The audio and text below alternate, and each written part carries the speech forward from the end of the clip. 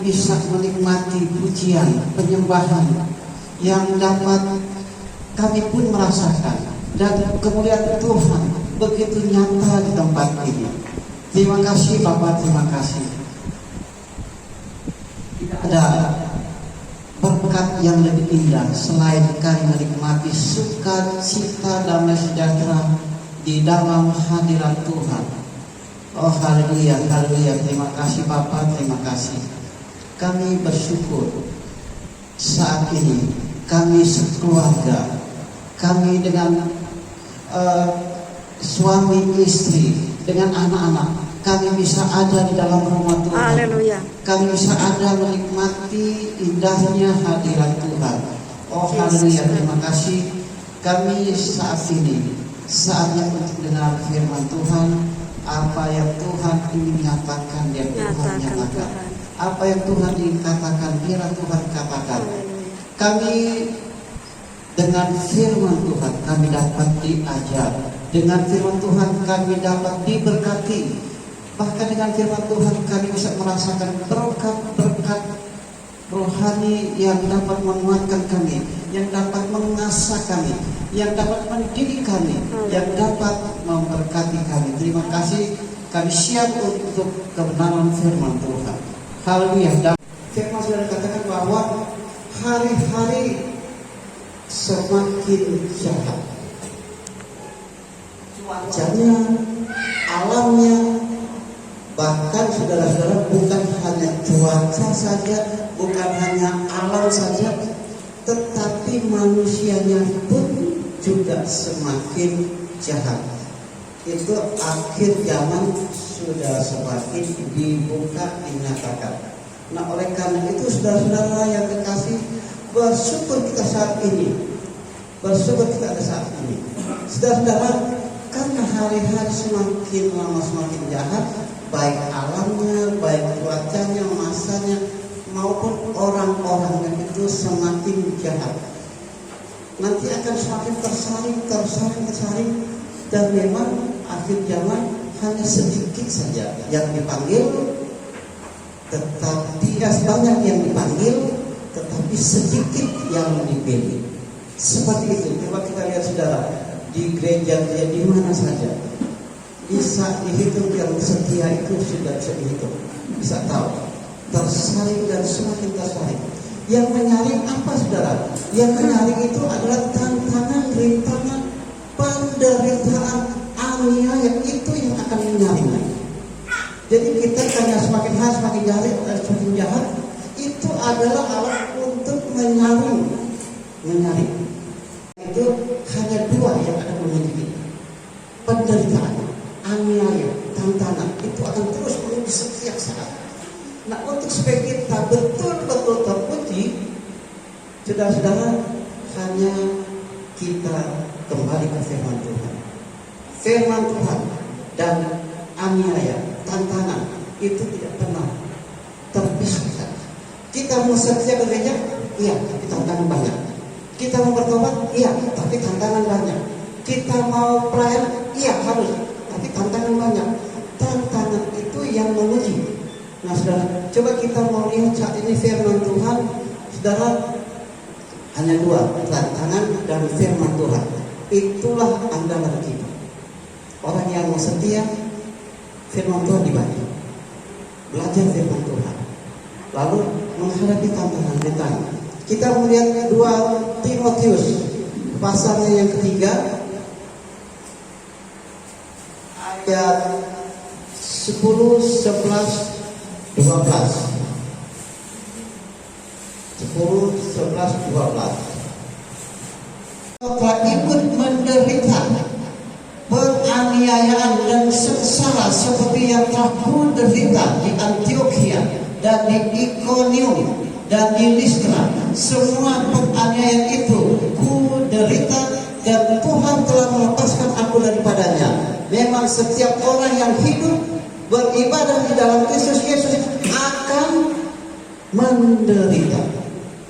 Orang yang sungguh-sungguh hidup di dalam Tuhan, beriman, orang yang beriman pasti beribadah, orang yang beriman pasti melayani, orang yang beriman pasti baca firman Tuhan. Itu akan mengalami banyak aniaya, penderitaan, tantangan, cobaan yang bertubi-tubi. Itu adalah saringan iman kita. Orang yang beriman akan mengalami saringan tantangan seperti itu. Saudara-saudara yang kasih, itu pasti akan dihadapi. Waduh, ini terlalu berat. Saudara-saudara yang kasih, itulah tantangannya. Itulah. Tetapi jangan takut. Karena bagi orang yang dipimpin oleh Roh Kudus, bagi orang yang ada Roh Kudus di dalam hidupnya, ini adalah biasa. Kata firman sebuah pujian, hanya pencobaan yang lasih sudah berlalu atas kami. Itu biasa. Jadi kalau masalah tantangan itu bagi orang-orang percaya yang mau melayani, yang mau beribadah, itu adalah biasa, tidak masalah. Itu adalah hal yang sangat lazim. Jadi bukan sesuatu kejutan, bukan. Ini seperti orang yang sekolah, dia pasti akan mengalami ujian. Dia ada UTS, ada UAS, ada ujian akhir. Dan itu sudah pasti. Nah, masalahnya apakah kita tetap taat walaupun diuji? Apakah kita lulus dalam ujian itu? Saudara-saudara, ini adalah kenyataan hidup di dalam Tuhan. Saudara-saudara, bagi yang mau melayani, bagi yang mau beribadah, bagi yang mau baca firman Tuhan, bagi yang mau terus melayani, saudara-saudara yang kasih, tidak bisa tidak pernah lepas. Tetapi justru orang Kristen teruji. Justru itu orang semakin bijak, justru semakin teruji, semakin setia, semakin tekun. Seperti ini, saya ulangi lagi yang ayat 10. Tetapi engkau telah mengikuti ajaranku, cara hidupku, pendirianku, imanku, kesabaranku, kasihku, dan ketekunanku.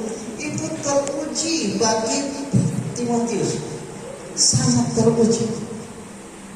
Sehingga saudara-saudara yang kasih, tidak gampang ditaklukkan oleh berbagai macam tantangan, cobaan. Itu tidak gampang mengalahkan. Karena begini saudara-saudara, kita memang sebagai anak Tuhan itu masalah itu hal biasa. Tidak selalu menghindar, apalagi melarikan diri dari masalah, dari tantangan. Tidak pernah. Kalau ada orang yang melarikan diri dari ujian, pasti tidak lulus. Orang yang selalu menghindar dari UTS, ujian tengah semester, ujian akhir semester, ujian akhir, menghindar pasti tidak lulus. Kan itu salah satu nilai yang akan diambil untuk kelulusannya. Nah, kalau tidak ikut lagi ujian, pasti tidak lulus. Nah, kita kebanyakan hanya mau menghindar. Kita mau memilih nyamannya, kita memilih tentramnya, kita selalu memilih yang enak-enaknya, kita selalu menghindar dari yang tidak enak. Ibadah aja kita pilih-pilih waktu yang enak, pelayanan aja kita lihat cari yang enak. Sekarang banyak orang cari banyak fasilitas di gereja-gereja. Itu gereja ada AC-nya enggak? Itu gereja kursinya empuk enggak? Kursinya plastik atau yang stainless? Oh, kalau plastik, aduh enggak. Saya mencari yang stainless yang agak empuk. Saya mencari yang nyaman, yang indah. Saudara, akhirnya kita melarikan diri dari berbagai macam tantangan yang harus kita hadapi. Kita tetap selalu manja, tetap selalu akhirnya tidak dewasa, tidak pernah bertumbuh, tidak pernah berakar, apalagi berbuah. Berakar yang tidak bisa, apalagi berbuah. Akhirnya saudara-saudara, jadi orang Kristen tapi tidak ada buah-buah rohaninya, tidak ada. Karena selalu mencari yang aman, yang nyaman. Pikul salib, kita menghindari salib, kita tidak mau pikul salib, kita hanya mau ya pikul salib, tapi salibnya digantung aja di leher, jadi kalung. Tapi salib yang benar-benar, aduh jangan dulu, saya belum selalu saya bahasa saya belum, saudara ingat, itu bukan bahasa iman. Oh saya nanti, itu bukan bahasa iman. Oh saya belum saatnya, itu bukan bahasa iman. Oh saya nanti kalau sudah proses ini, bukan bahasa iman. Oh kalau saya sudah mapan, itu bukan bahasa iman. Tetapi itu adalah orang-orang yang mau menghindar salib, orang yang mau menghindar tantangan, orang yang tidak mau masuk dalam ujian. Ini pasti kapanpun tidak akan dewasa, kapanpun tidak akan bertumbuh, kapanpun tidak akan berbuah. Orang hanya ke gereja tapi buahnya tidak ada. Ini ibarat pohon yang bertumbuh subur tetapi tidak ada buahnya. Seperti ketika Tuhan Yesus lewat di pinggir jalan pohon ara, lalu dilihatnya, lalu Yesus mendekati pohon ara itu, maksudnya untuk mengambil buah ara. Tetapi dilihat-lihat, mana pohon ini bagus, indah, tetapi tidak ada buahnya. Akhirnya Tuhan Yesus dengan secepatnya mengutuk pohon ara itu, dan sekejap pohon itu menjadi kering, karena hanya bertumbuh, berakar dengan lalu rantingnya rimbun, tetapi setelah dilihat tidak ada buahnya. Ini ibarat orang yang ke gereja iya, berdoa iya, semua kegiatan iya, tetapi tidak ada buah-buah rohani, tidak ada buah-buah roh, tidak ada karunia roh, tanpa buah, dan akhirnya kita akan mati orang-orang rohanianya. Saudara-saudara, yang pertama orang Kristen bisa bertumbuh dari tantangan, dari aniaya. Lalu yang kedua, saudara-saudara, dari apa kita bertumbuh?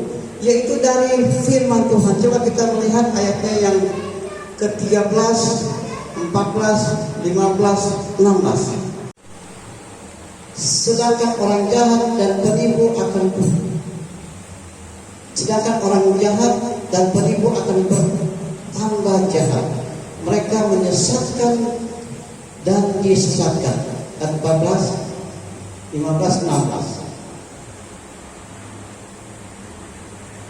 Tetapi hendaklah engkau tetap berpegang pada kebenaran yang telah engkau terima dan engkau yakini, dengan selalu mengingat orang yang telah mengajarkannya kepadamu. Berperilaku, dia akan selalu berperilaku dengan padanan daripada firman Tuhan. Karena itulah yang akan mengontrol dia, memimpin dia, menuntun dia. Kita orang tua sudah enak, sudah tenang. Dimanapun anakku, sudah ada firman Tuhan yang ada padanya, tidak takut lagi kita. Dia akan hilang, tidak takut lagi dia akan terjerumus dengan pergaulan yang sangat menghancurkan dirinya sendiri, dengan segala macam yang membahayakan diri sendiri. Kita sudah aman dan tenang karena dia sudah dididik, diajar dengan firman Tuhan. Ketika dia mau mencuri, dia ingat firman Tuhan. Oh iya, itu firman Tuhan yang berdengung terus kepadanya. Oh jangan mencuri. Ketika dia mau melakukan sesuatu dosa yang bertentangan dengan firman Tuhan, firman Tuhan sendiri yang diingatkan oleh Roh Kudus, itulah yang akan menuntun dia terus, memperingatkan dia terus, sehingga hidupnya seperti Timotius. Engkau telah dididik dari sejak kecil, jadi ingatlah, memberi hikmat kepadamu. Dan bahkan ini selain ia terkontrol dalam pikiran, dalam perkataan, dalam tindakan, akhirnya juga dia berdampak kepada orang lain. Ingatlah juga bahwa dari kecil engkau sudah mengenal kitab suci yang dapat memberi hikmat kepadamu dan menuntun engkau kepada keselamatan oleh iman. Jadi imannya selalu semakin lama semakin dewasa semakin besar karena dia belajar firman Tuhan dari sejak kecil. Untuk kepentingan dia sendiri, tapi juga itu dapat bermanfaat untuk bermanfaat untuk mengajar orang, untuk menyatakan kesalahan, memperbaiki kelakuan, untuk mendidik orang dalam kebenaran. Saudara-saudara, akhirnya kita bisa mengajarkan apa yang kita tahu kepada orang lain. Jadi bukan hanya untuk kita, tapi kita bisa mengajarkan itu. Kita bisa bahkan mendidik orang, terjadi perlipat gandaan, multiplikasi. Kita ajarkan orang, akhirnya orang itu juga akan mengajarkan orang lain. Itulah yang terjadi dalam Timotius. Akhirnya dia bisa menggembalakan, dan akhirnya dari jemaat yang digembalakan muncul juga pemimpin-pemimpin yang baru. Itu jadi terjadi multiplikasi. Tapi kalau kita tidak bisa, maka firman itu berhenti kepada kita, bahkan ke kita pun belum full. Nah, oleh karena itu saudara, supaya kita menjadi berkat untuk istri, untuk suami, kita jadi berkat untuk anak-anak. Kalau kita sudah pelajari, maka itu dapat kita ajarkan kepada keluarga kita. Bahkan kita sudah mulai mengajarkan kepada orang lain. Karena begini saudara, pendidikan agama kita bukan kuatnya di gereja, bukan kuatnya di sekolah, tetapi pendidikan agama kita itu harus ada di dalam keluarga. Ini menjadi kuat keluarga kita. Saudara, saya ajarkan ini di kelas, bahwa untuk kepentingan dia sendiri, tapi juga itu dapat bermanfaat untuk bermanfaat untuk mengajar orang, untuk menyatakan kesalahan, memperbaiki kelakuan, untuk mendidik orang dalam kebenaran. Saudara-saudara, akhirnya kita bisa mengajarkan apa yang kita tahu kepada orang lain. Jadi bukan hanya untuk kita, tapi kita bisa mengajarkan itu. Kita bisa bahkan mendidik orang, terjadi perlipat gandaan, multiplikasi. Kita ajarkan orang, akhirnya orang itu juga akan mengajarkan orang lain. Itulah yang terjadi dalam Timotius. Akhirnya dia bisa menggembalakan, dan akhirnya dari jemaat yang digembalakan muncul juga pemimpin-pemimpin yang baru. Itu jadi terjadi multiplikasi. Tapi kalau kita tidak bisa, maka firman itu berhenti kepada kita, bahkan ke kita pun belum full. Nah, oleh karena itu saudara, supaya kita menjadi berkat untuk istri, untuk suami, kita jadi berkat untuk anak-anak. Kalau kita sudah pelajari, maka itu dapat kita ajarkan kepada keluarga kita. Bahkan kita sudah mulai mengajarkan kepada orang lain. Karena begini saudara, pendidikan agama kita bukan kuatnya di gereja, bukan kuatnya di sekolah, tetapi pendidikan agama kita itu harus ada di dalam keluarga. Ini menjadi kuat keluarga kita. Saudara, saya ajarkan ini di kelas, bahwa sudah mulai main kita, sudah mulai khotbah di komsel, tapi belum pernah khotbah di umum. Lalu saya sudah mulai saya pegang sekolah minggu Jakarta Selatan. Sekolah minggu ada di Simpru, ada di Ciputat itu masih masuk Jakarta Selatan. Lalu ada berapa itu? Ada 27 kali sekolah minggu yang ada di Jakarta Selatan. Itu saya dipercayakan untuk ketua sekolah minggu Rayon Jakarta Selatan. Lalu saudara-saudara, saya mulai merenung, karena puji Tuhan, saya sangat bersyukur karena sudah 41, saya itu kan tahun 1980. Sekarang sudah 2021. Saya hitung-hitung sudah 41 tahun saya dalam Tuhan. Saya terus setia. Saya terus tetap bertahan di dalam Tuhan. Sampai saat ini, detik ini, saya masih tetap terus di dalam Tuhan. Saudara, tantangan sangat banyak. Tantangan bertubi-tubi. Tetapi puji Tuhan, sampai saat ini saya bisa bertahan di dalam Tuhan. Dan seperti inilah keadaan saya. Saudara, memang sangat Kalau untuk yang lain saya katakan harus sedih kalau dia dengar sudah tidak dalam Tuhan. Tapi kalau saat ini saya sangat bersyukur karena sampai saat ini saya masih tetap di dalam Tuhan. Lalu saya posting foto saya yang terakhir yang kemarin. Tetapi jangan sampai sekali-sekali kita keluar tinggalkan Tuhan, berarti kita tinggalkan keselamatan. Oleh karena dunia, oleh karena penderitaan. Oleh karena itu saudara-saudara yang kekasih, ketika firman Tuhan disampaikan, mari kita perhatikan dengan sungguh-sungguh. Juga kita harus dengan tekun, saya katakan tadi, setiap hari kita dibangun dari firman Tuhan. Setiap hari kita dikuatkan dari firman Tuhan. Setiap hari mari kita bangun dengan kehidupan rohani kita dengan firman Tuhan. Tanpa firman Tuhan, tantangan datang jatuh, cobaan datang lemas. Itulah saudara yang kasih. Jadi saat ini kita tetap di dalam Tuhan walaupun apa yang terjadi. Jadi yang membuat kita bertumbuh beriman adalah tantangan, lalu firman Tuhan. Itu yang membuat kita bertumbuh. Makanya setiap hari firman Tuhan kita telah, kita baca, kita renungkan. Tantangan datang, kita siap untuk menghadapi. Haleluya, haleluya. Amin untuk firman Tuhan. Tuhan sangat baik. Terima kasih kami sudah diberkati melalui kebenaran firman Tuhan. Terima kasih kalau sampai saat ini kami tetap ada di dalam Tuhan. Ini bukan karena kuat dan gagah kami, tetapi ini oleh karena Roh Kudus yang menuntun kami, yang menyertai kami, yang melindungi kami, yang memberikan kami kekuatan. Terima kasih Tuhan Yesus, terima kasih. Terima kasih. Ajar kami Tuhan untuk supaya kami tetap tekun setiap hari kami membaca firman Tuhan. Mampukan Roh Kudus untuk kami tetap membaca firman Tuhan, untuk tetap kami merenungkan firman Tuhan.